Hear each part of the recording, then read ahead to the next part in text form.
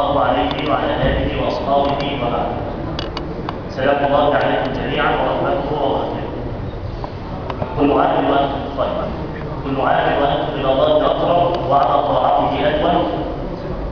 وأسأل الله جل وعلا أن يجمعنا دائما وأبدا في الدنيا على خير وفي الآخرة مع سيدنا محمد صلى الله عليه وسلم. كل التحية والتقدير لهؤلاء الضيوف الكرام الذين شرفونا وأتوا إلينا. في دقائق قليلة معدودة حتى نستمع لهؤلاء الأفاضل، أقول لكم إن السبب الرئيسي في تأخر المسلمين وتخلفهم أنهم ابتعدوا عن بيت الله عز وجل. السبب الرئيسي في تأخر المسلمين وتخلفهم أنهم ابتعدوا عن بيت الله عز وجل. لو عاد كل مسلم إلى بيت الله وعادت رسالة المسجد كما كانت على عهد رسول الله صلى الله عليه وسلم لأصبحنا جميعا نعيش في أمن وأمان وسلام واستقرار. كان المسجد في عهد رسول الله صلى الله عليه وسلم ليس مكانا للعبادة فحسب. أي نعم، المسجد مكان للصلة بين العبد وربه، ولكنه لم يكن في عهد رسول الله صلى الله عليه وسلم كذلك فحسب، بل كان المسجد مكانا لاستقبال النزلاء وسفراء العرب، وكان المسجد مكانا للحكم بما أنزل الله عز وجل، وكان المسجد مكانا يأوي إليه فقراء المهاجرين أهل السلطة، كانوا ينامون في المسجد ويبيتون في المسجد. إذا المسجد في الإسلام جامع وجامع، له دور وله رسالة.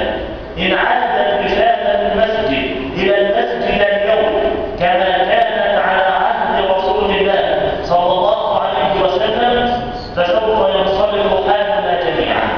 إن نظرنا إلى السيرة النبوية نجد أن الله عز وجل ربط أهم العبادات وأهم الأوقات بالمسجد.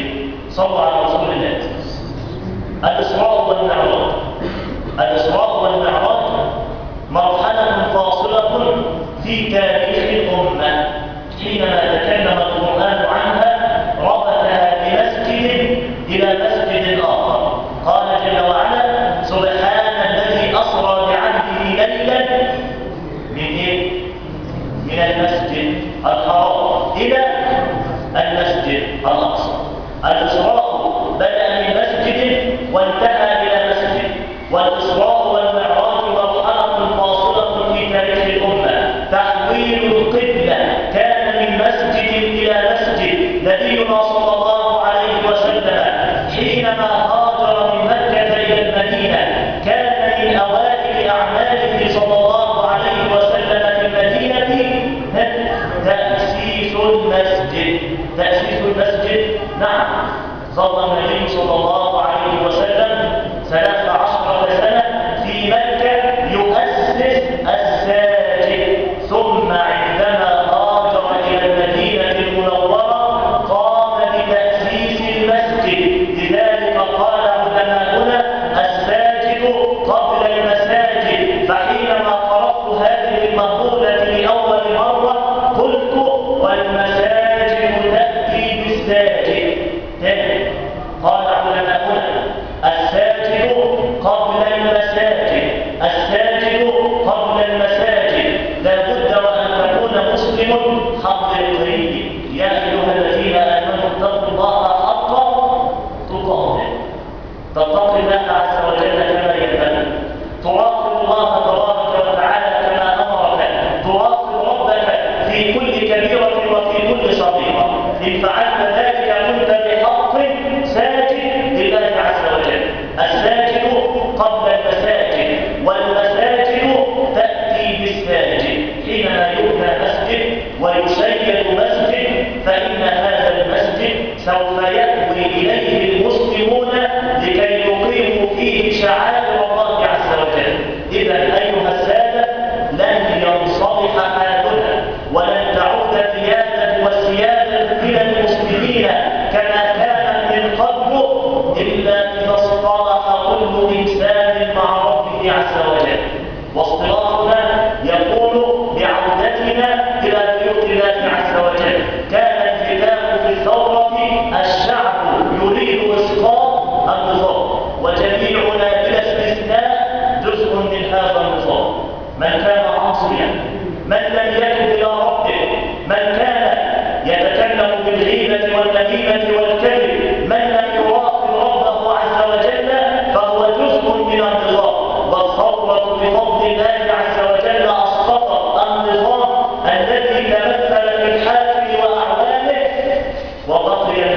الذي يتمثل فينا.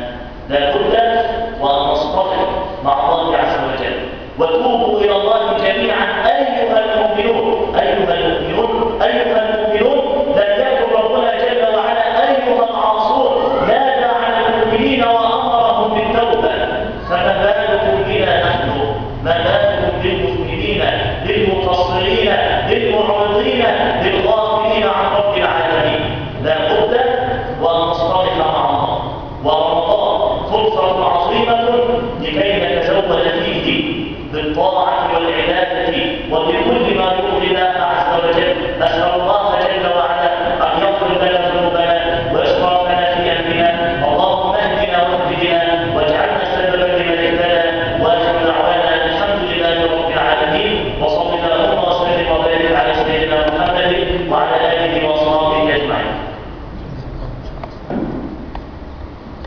جزاه الله خيرا. قال الحكيم